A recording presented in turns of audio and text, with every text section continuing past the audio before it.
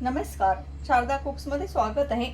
आज आपण बघणार आहोत आंब्याचं लोणचं। हे 4 आंबे घेतलेलं आहे, सौंफ पावडर घेतलेलं, जिरा पावडर, मीठ, हे लसूण घेतलेलं आहे, हळद घेतलेलं आहे, मोहरी पावडर, मेथी पावडर, हे सगळं थोडं थोडं भाजून घेतलेलं आहे, लाईट असं भाजून घेतलेलं आहे। तेल लागणार आहे आपल्याला, त्याच्यामध्ये काळी मिरी आहे, हे लवंगा लागणार, हे अख्खंच लागणार आहे आपल्याला। आता आपण एक एक करून ह्याच्यामध्ये टाकून घेऊया।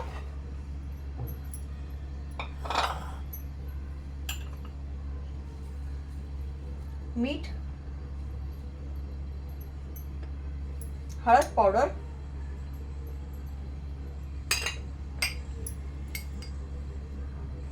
मोहरी पावडर,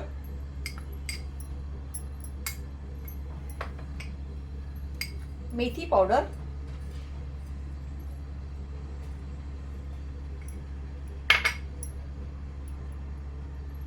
जिरा पावडर। मिरची टाकत नाहीये, मला फिक्क करायचंय, तिखट करायचं नाही म्हणून मी मिरची पावडर घेतलेली नाहीये। सौंफ पावडर, हे सुद्धा लाईट असं भाजून घेतलेलं आहे। सौंफ पावडर टाकल्यामुळे खूप छान चव येते लोणच्याला। ते लसूण, तेल आपल्याला फोडणीमध्ये लागणार आहे। मेथी दाणे,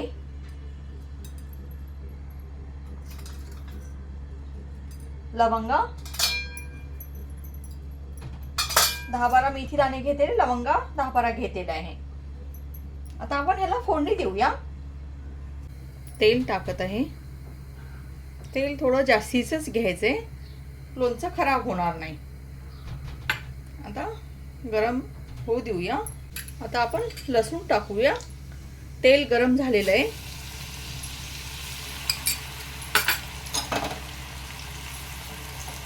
असं ब्राऊन होऊ देऊया।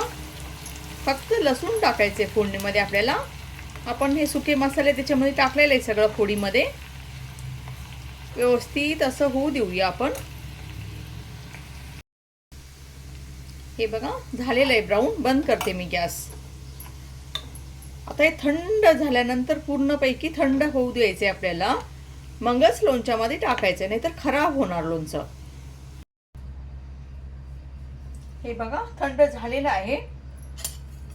हे सगळं फोडणी आता ह्याच्यामध्ये आपण ओतून घेऊया।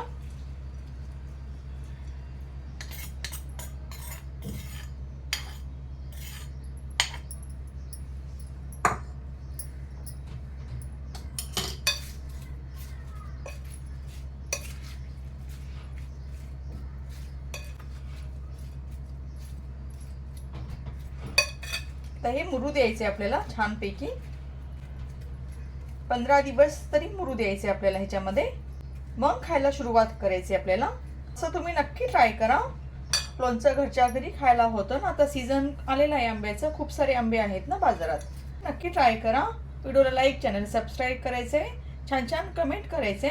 आपण एका नेक्स्ट व्हिडिओमध्ये भेटूया। व्हिडिओ बघितल्याबद्दल खूप आभारी आहे।